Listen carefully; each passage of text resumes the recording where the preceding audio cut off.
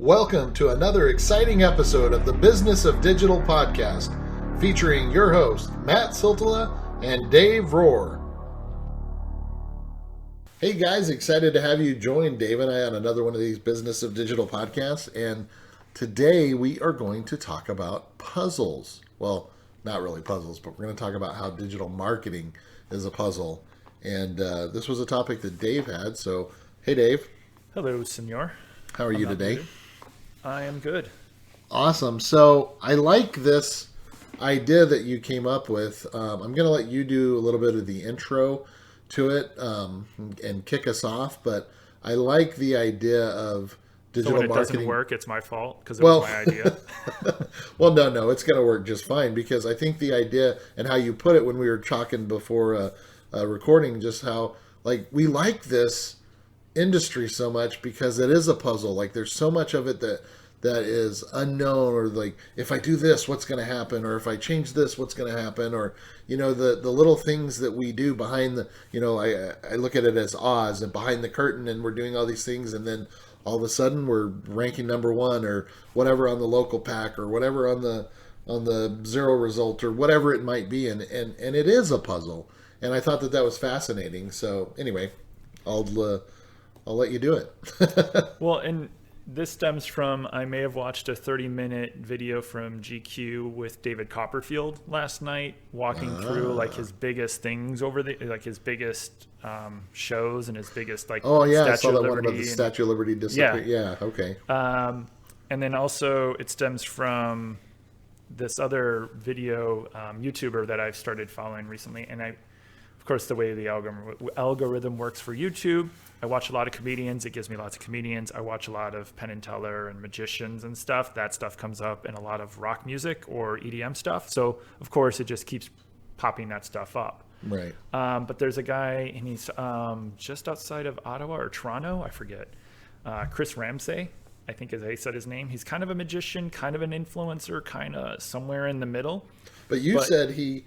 The fascinating part was you were telling me that he's built up this huge following from just solving puzzles. Yes, and I literally watched one of him do this puzzle it's a 22-minute video. I literally watched him the other night. I could have gone and watched, an episode of something or Sports Center or I don't know, whatever. Yeah. And I literally watched him for 20-some minutes solve a puzzle. Wow. I guess it was fascinating. He's got over 3 million subscribers. Blows my mind. In 2 days, almost 1 million people have watched, that same puzzle. 750,000 as of right this moment. But I think magic and the segue kind of into this, that digital marketing is kind of, a puzzle. He solves puzzles, but it's also kind of like smoke and mirrors magic. It's a bit of art and a bit of science and a bit of luck. Sometimes, I think all of them. And like, if you ever want to dig into David Copperfield, he's got patents on a lot of his magic. Really? Yeah. And it's all very science. It's all very, here's what's going on. And I think it's that solving the puzzles. It's watching someone do something like that and then trying to reverse engineer it. Yeah. Is a lot of what we do with SEO, with PPC. It's like, wait, why are they bidding on that keyword? Why is this landing page working? Why is this person outranking this person? Yeah, why is this site, horrible looking site, outranking me? It's a puzzle. And I think a lot of us that come from different backgrounds, whether you're a writer, developer, whatever your background is or whatever classes you took in college, I think a lot of people that end up in digital marketing and either in the SEO or paid side, at least, I think it's a lot of because we like solving puzzles. I think you're hitting the nail on the head with that one, because I look at even just the things that got me into this back in the day was just that excitement of, okay, here I am. I've just compared, here's this new challenge I have in a certain space. I've just compared the top 20 sites.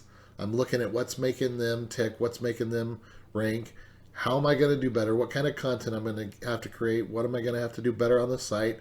Am I going to have to create videos? Am I going to have to do this? What are we looking at social-wise?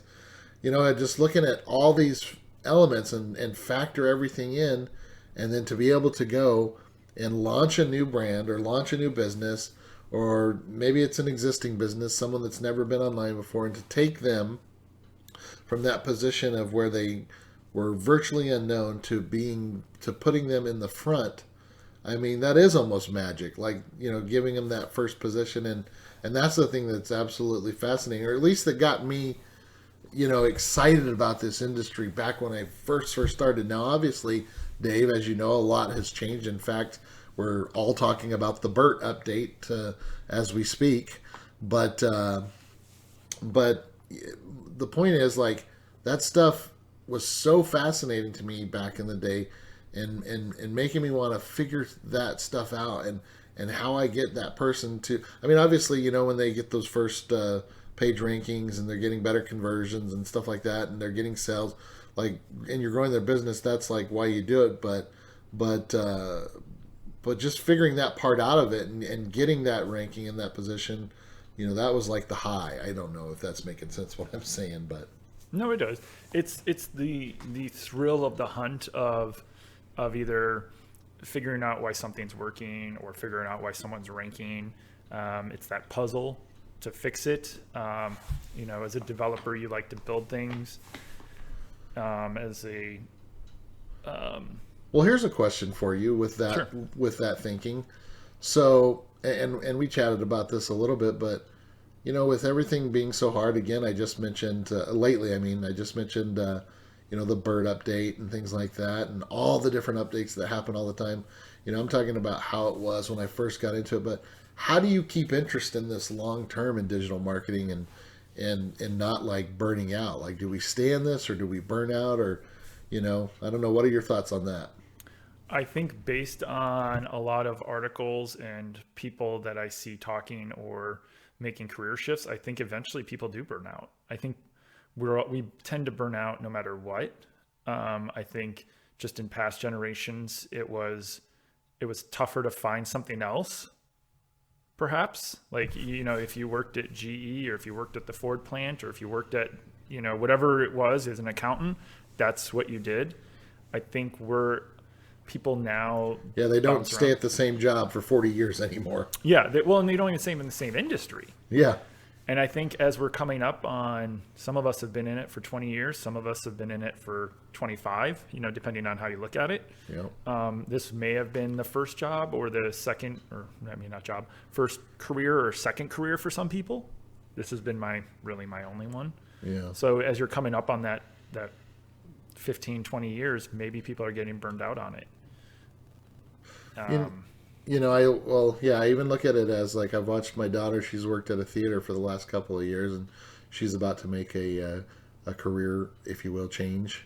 I mean, she's still going to university, but just watching her and what she's dealt with, and how basically she reached a point where she's like, I'm done. I cannot handle this job or the same thing anymore. And it's just interesting to watch the difference in that from our generation, or even from our parents' generation, and I feel like we've changed a lot more than our parents did, just as what we're saying. But it's just interesting to watch and see that change. You know what I'm saying? Well, I know we've talked about it before, and I'll dig into which ones it was before, but I know we referenced like the average career for a CEO is like, was it like 4 years or something? For a CMO, it's 2 or 2.5. What was the number for agency people? Like, most people leave after 2 years. Yeah, 2. So it's like, okay, if you've been at an agency for 3 or 4 years, you've doubled what the average is. Yeah. And is that because people burn out? Is it because they get, pigeonholed, or they don't like their clients, or they don't like their boss? I don't. That's why I always am impressed when I think of, like, Jim Boykin and the Ninjas, whenever he's talking about how this person has been here for 9 years or however long. I think it's amazing that he kind of uses that as content and puts it out there, because it's actually a miracle. Like, it's amazing. Yeah. Yeah, it is. That's I did see him post about that, but it's like the average length or something. But when you think about that, it's like, even with the hiring and people coming and going over the years, if they were to hire one person, that can skew it down, but yet it's still like 6 or 7 or 8 years or something is like the average for people there. It's really impressive and also crazy at the same time. It is, yeah. Oh, go ahead. No, Well, what I was thinking about was also like in all of this with just thinking about that dude and Chris Ramsay and the 3 million followers and stuff like that, and just where things have going. It also got me thinking about. I guess we're going to kind of maybe it's a little bit of a shift, but it's still part of the digital marketing puzzle.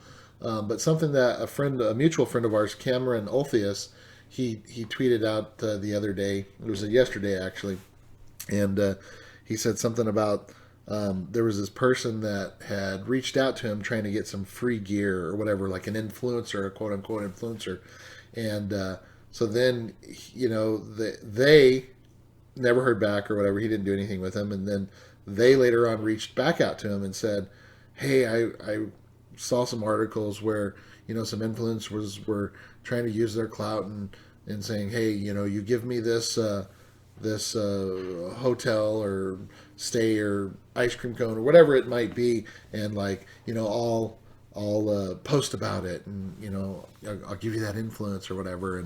And anyway, they basically apologized to him for doing that, and they said they read these articles and it basically opened up their eyes. And so he went on Twitter and was like, this kind of is making me want to give them some free gear now. I was thinking, you use reverse psychology to get them. Yeah, was it? Did they use reverse psychology on him, or like were they legit in that? But it got me thinking about how because I do a lot of photography, and people have in the past are like, hey, I'll let you come and photograph me, and I'll give you exposure. Okay, I'll take 800 exposure. That's going to pay the rent. Yeah. That'll pay for my new camera gear. Yeah, that exposure will pay for my new camera gear. It won't even pay for the battery, the electricity I use to charge my batteries, and the gas I use to get over there. Yeah, and so I guess that's another part of the puzzle that we can talk about. By the way, they're in Peoria, Arizona, so it's a short drive for you, Matt. Short, small. During rush hour. For those that don't know, Peoria is on the opposite side. And can take 2 hours to get to. From where Matt lives. It might be 45 minutes or miles away, but it'll take 2 hours to get to it. It's the least accessible place in the Phoenix area for Matt to get to, probably. It's true. Very true. Maybe North Scottsdale too, but yeah. But yeah, that's the kind of stuff it got me thinking, and I don't know if you had any other thoughts on that, but it just it's interesting. No, the article that I'll share that you can go to is it's an interesting interview with him, and it got me thinking just into the whole like why do I follow this guy? Why do I like it? I like magic. I like puzzles, and it just got me thinking into this whole like. I went to school originally to be an architect or an engineer. I wanted to build things. I ended up falling into web development and building things. And then I figured out that just building them isn't the only thing I like doing, but I also like getting people to see them and marketing them. And it just became like the puzzle kept changing for me, but it's always been a puzzle. And I think most of us like that challenge and like the puzzle. Like we don't want to go to a job where you do the same thing over and over again. And I think part of the allure of SEO and digital marketing in general and PPC, there's always things changing. But I also think the downside of that is that us as humans like change, but we also like things to stay the same. Like we like our routines. And I think the ever-changing landscape of SEO and PPC and just marketing social, and influencers and what's new, what's new this year and what are we trying, what's the newest social platform we need, do we need to start advertising on TikTok? According to Susan, maybe you should. Snapchat's still not dead. Should you be on there?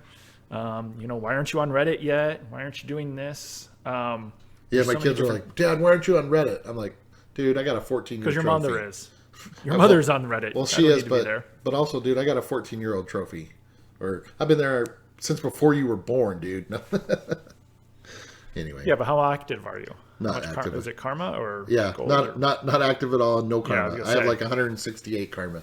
Ian or one of my sons, I can't remember who it was. They posted a cat video and instantly got like thousands of karma, and they love telling me how much more karma They they have. destroyed you They within did. one post. But you know what? That got me thinking too, Dave, about something that my wife was telling me the other day about how she handles social media now.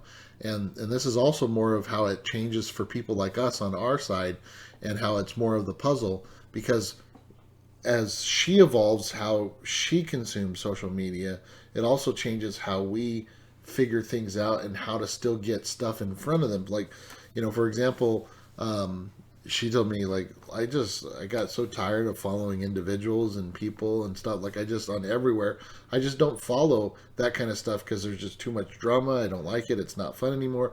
I follow bands. I follow sites that teach me like the recipes that I'm looking for, or if there's like a woodworking thing or whatever. Basically, that's the only kind of people like I'm following and doing stuff for. And I think that's important for people to hear and understand, because whereas maybe 10 years ago I would follow you because I thought you were an interesting individual, I don't want to do that anymore. I want to, because you annoy me now, things have changed. I want to follow like what you can do for me. If that makes sense. And think about that. Just as influencer marketing is becoming the thing, if the trend is now to not follow people because you annoy me and because I don't want that, and it's to go more to, again, sites, things that teach, or whatever it is, right as everyone's jumping on the influencer bandwagon, the viewers and the listeners, watchers, whatever, are all leaving and going somewhere else. Yeah. And again, that's the puzzle. It's like, how do you... And I think that's why people get burned out, but I also think that's what keeps some of us going. Yeah, for real. It's like that balance of where's that burnout versus where is the challenge, where is the change. You could still be doing technical SEO 5 years ago and probably in 5 years from now, but things will change. You could also then do, like a PWA or mobile SEO or apps or different things. Like, I think you have the opportunity to like dig into 80 different things, but I also think then there's 80 different things you have to worry about. Yeah. And I think there's that balance, and I think their balance is probably more going to burning people out. And the puzzle has just gotten so big and so intricate that it's so hard to solve. And it's so hard just to keep up with what is actually part of the puzzle. Well, think about the difference between the big piece, 20-piece puzzle versus the 5,000-piece puzzle, and that's literally what it's happened in the last. Yeah, like a literal puzzle. It's crazy. Where everything is the same color black, or the same color white, or the same color whatever, pink or blue, and it's just one. Oh, I think it was Jennifer McDonald or Jesse or one of them had posted a picture of a puzzle they were working on, and they've gotten some of it done, and then the rest of it was like the sky, and all of the sky or something was like the same shade of black. Yeah. And it was like, well, of the 3,000 piece puzzle, we got 500 or so done. I think the rest is going to take a little bit longer. Yeah, that's fine. And if people like that challenge, I think those people will stay and new people come in and replace those that leave. But I think the good and bad is that what we're in is this ever-changing puzzle. Well, I look at even the two of us, like, I consider us veterans in this industry. We've been in it for a long time, and we get to the point where you and I are just like, maybe 10 years ago we're like, okay, we'll try to blog or we'll try to do something because it's what people are doing, and I did my fair amount of that. But then we're like, we don't like that anymore. We're burned out. We hate it. What are we going to do? We're going to podcast. And so we've been podcasting. We've been doing it for a couple of years now, and it's just now people are getting into, hey, I'm going to start a podcast. And so it's just, again, it's every puzzle's different for every person too. Well, and I was recently on a call with a prospect, and they were asking like different things, and I'm like, I don't do link building. I don't have a staff of people. I'm like, I can recommend people.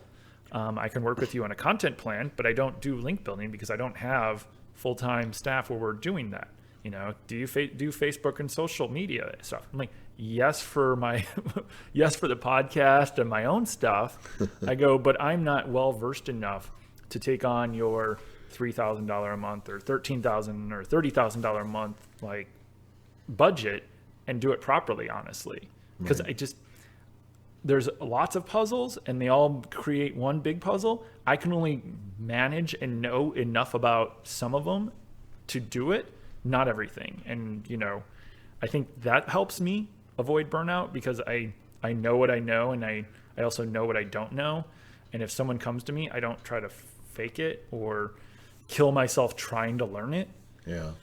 But also, there are things that I can work with clients on that I haven't done before, or certain industries. And I think those are the puzzle pieces or the challenges that keep me going. But I have to watch that burnout because I could say yes to too much stuff and then just kill myself. Yeah, for sure.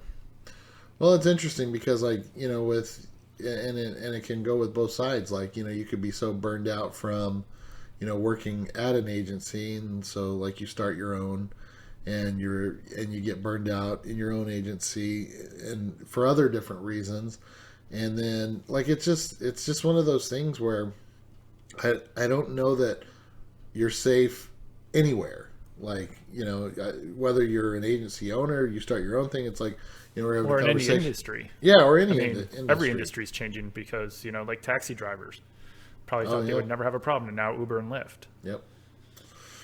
Well, this is an interesting topic, and you know what, Dave and we would love to hear, how you guys avoid burnout, or just what are the different pieces of the marketing. What keeps you going? Yeah, what keeps you going? What keeps your interest, or different why? Puzzles that keep pieces of the puzzle, I guess I should say, that keep you going. But as always, reach out to us and let us know, and we look forward to hearing from you. But I think that was a good discussion. I don't really have any more thoughts on it as I'll of right drop now. links to if you want to go spend 20 minutes watching the most beautiful. The most recent one was a very steampunk, beautiful puzzle, and I think it costs like 2,500 Danish kroner, which I don't know the conversion for that is, but I know it's not cheap. I think it's like 6 or 7 Danish kroner, Swedish kroner to $1. So gotcha. yeah, a couple $100 at least, $500-$600, $400. But it's beautiful, handmade, like this wooden cool thing. But yeah, it's a cool little puzzle, and it's just 20 minutes of watching him walk through. And I think, that's kind of what we do. If someone was to look over our shoulders for an SEO or PPC person, and you were to literally walk through what we do, It's such a beautiful visualization. I think I watch it because it's how someone watching me do my job, but it wouldn't be as pretty. Hey, look at my Excel. You might get this puzzle look solved. At my Google AdWords or my Google Search Console, or funny. or whatever, or Google Ads.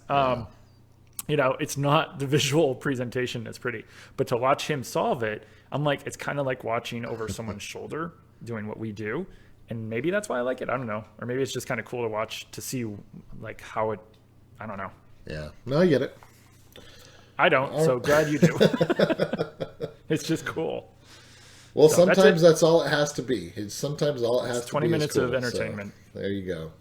Well, speaking of entertainment, hopefully we have entertained you guys with some good info on this episode. As always, we appreciate you joining us. For Dave Rohr with Northside Metrics, I'm Matt Silsel with Avalanche Media, and thank you guys for joining us, and we'll see you on the next one. Bye, guys. Thanks, all.